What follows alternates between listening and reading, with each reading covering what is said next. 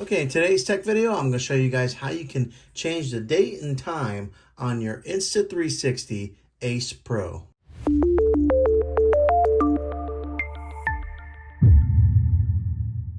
Okay, these are the steps on how to do that. First thing that you're going to want to do is swipe down from the top.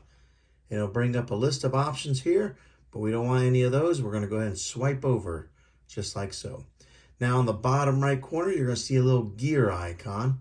You're going to tap on that, and it'll bring up some more options. Now we're going to scroll right there to where it says date and time. And you'll tap on that. Currently, this is the date of the time of recording this. And so if you want to change that, you'll click on that date format and go ahead and change it to update it. A lot of times whenever you do hook up this camera to your phone, and it'll automatically correct the date and time on this. But if you want to do it manually, that's how you do it.